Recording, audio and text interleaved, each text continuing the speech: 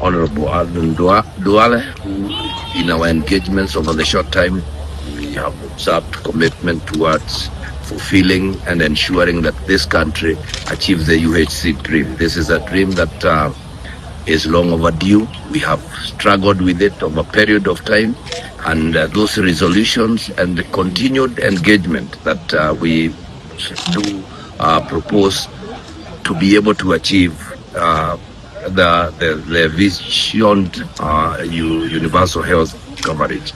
My rallying call is to all Kenyans. It's time to engage and register as we should, so that we are able to help the national government and ourselves to achieve this Kenyan dream. We do commit, led by our chair, His Excellency Ahmed Abdullahi, to be able to support 100% on this on matters as has been exhibited here by the signing of IPAs, working together with the ministry on all issues to ensure that we have a very, very successful rollout. So all the stakeholders, we call upon you, please do not let our efforts go to waste. Why am I saying this? You remember the journey we have walked.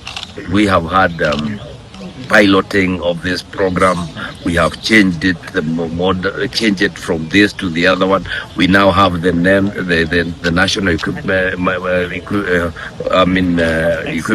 nest and all that. And we want to support this so that we are able to work together.